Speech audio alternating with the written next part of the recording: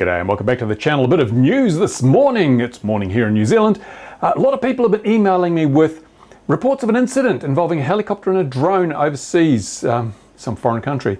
And it appears, I say appears because we only have one report on which to go, and we all know it's always nice to have substantiating evidence, but it appears that a drone flew into a helicopter, went through the windscreen and injured the passenger in that helicopter. Now, of course, everyone's saying, oh, this proves that drones are dangerous. Well, I'm going to take you back a little bit. Let's look at some of the history. The media and regulators and all the drone haters out there said for many years, it's only a matter of time before a drone hits a helicopter and people die. If a drone hits a helicopter, people will die, they told us. And of course, you know, who are we to doubt them? But then a drone did hit a helicopter. In fact, the first proven incident, I think, was over New York Harbor in America, where a military helicopter was struck by a drone and it destroyed the drone. They traced the pilot back from bits of the motor and so forth that were embedded in the door. But nobody died. Nobody died, despite the predictions that, you know, helicopters were so frail and fragile that a drone would bring one down if it collided with it. A drone did hit a helicopter and nobody died. So then the media and the regulators took a slightly different tack. Having been proven wrong, they said, yes, but if a drone was to hit the tail rotor of a helicopter, people will die. And we waited, and of course, you know, in the fullness of time, a drone struck the tail rotor of a helicopter. It was a helicopter covering the Baja races, and a really large drone, it might have been a DJI Matrice, struck a Hughes 500, I think it was, MD 500, and bent the tail rotor. There was videos, pictures, I don't think I've got any on file, but you can search the internet, you'll find pictures. The tail rotor was hit by the drone, and nobody died. Yeah, the helicopter made an emergency landing, nobody injured, nobody died. So twice we were told that if this happens, people will die. And when it happened, people didn't die. The risk was obviously somewhat overstated. Now, after that incident where the tail rotor was hit and nobody died, the narrative shifted and it said, but if a drone goes through the windscreen of a helicopter, people will die. And now, if we are to believe what we're seeing online, a drone has gone through the windscreen of a helicopter. But again, nobody died. Yes, someone was injured, but nobody died. And I don't think the injuries were critical. So again, we and the world are being lied to repeatedly. Yes, there is always the potential for a drone to bring down a helicopter. But helicopters have been brought down by birds. And helicopters have been brought down by pilot error and by bad maintenance. In fact, helicopters are brought down by bad maintenance, pilot error, and things like wires, all the time. You know, it's a regular occurrence. It's one of the biggest risks. But drones are not bringing down helicopters. In fact, the closest thing to a drone bringing down a helicopter was in Canada, where the Royal Canadian Mounted Police flew their own drone into their own helicopter and made it do an emergency landing. It had to be trailered away for repairs. But that wasn't a recreational drone fly. That was a trained professional working for the police who hit the helicopter, and it was a police helicopter. So, and remember also we had that incident just recently where the drone pilot is now facing a potential prison term because he flew his drone into a police helicopter. Nobody died.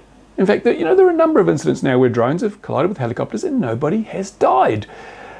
And this takes me back to my whole complaint that there is no risk assessment. People are plucking stuff out of their backside saying, oh, this is dangerous, this will kill people, without any studies, without any scientific evidence to back them up. In fact, now we have historical evidence, we have data points, we have actual real data that we can use to say the risk is being overstated. The risk is being grossly overstated. And that is a lie. It's a fraud. I mean, if I go and I tell lies to try and change people's behavior for my own benefit, that's a fraud. It's a crime. I can go to jail for that. But when the regulators and when the officials tell lies because they have a narrative they want to pursue, that's not a fraud. No, we're just being conservative. No. This whole thing is getting so bad with the hobby. It beggars belief. But it's not just drones. Excuse me, my phone. It's not just drones. I found this morning that even if you fly oily old nitro planes and you live in the EU, you've got another problem to contend with.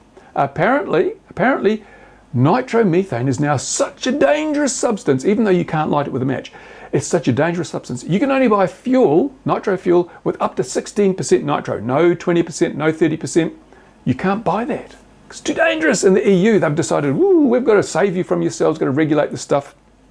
It's like Regulators are trying to create a world where no one can hurt themselves, where we can't run with scissors, where we can't do anything remotely dangerous, because adrenaline is a banned substance. At least in the EU, you can't have fun if it involves being excited and getting your heart going. Oh no, I don't know. So yeah, that's just an update. That's my thoughts on that particular situation with the helicopter. It may well be that a drone flew into the canopy of that helicopter and struck someone in the face and injured them. And I would have to say, I'm not going to excuse that kind of behavior by a drone operator at all. In fact, if anybody is going to condemn someone who would fly a drone in that way, it would be me. I would rip them a new one, honestly, because we don't need people making the hobby look bad. We've got regulators to do that for us. We've got the media to do that for us. We don't need people in the hobby making us look bad. And you'd have to be a clown, an idiot, a buffoon to fly your drone near a helicopter. Why would you do that? It makes no sense at all. So yeah, I'm the first one to condemn anybody that might even think of doing that. So we must not try and pardon those within the hobby who are complete idiots, and even incomplete idiots, because some of these people don't even have enough parts to make a full idiot. They're that stupid. We must condemn them because they shouldn't do that. So if somebody did fly their drone that collided with a helicopter, then there's no excusing that. There's no excusing that at all. I don't care where it happens. Even if you're a member of the Royal Canadian Mounted Police, you cannot be excused for flying your drone into a helicopter, especially a police helicopter. Anyway, that's my thoughts on the matter. I had to have a bit of a rant, a bit of a rave, because so many people are emailing me saying, what do you think? What do you think? And it's popping up on Facebook everywhere and all the forums. So that's what I think. Do you agree with me? What are they going to tell us now? Because we've had if a drone hits a helicopter, people die. If a drone hits a helicopter tail rotor, people die. If a drone goes through the windscreen of a helicopter, people die. What are they going to tell us next? How will a drone kill people in helicopters next? What will they fabricate to make it look like these drones are really, really dangerous? I don't know. You tell me. Go to the comments now, have your say. Anyway, I've got a full day ahead.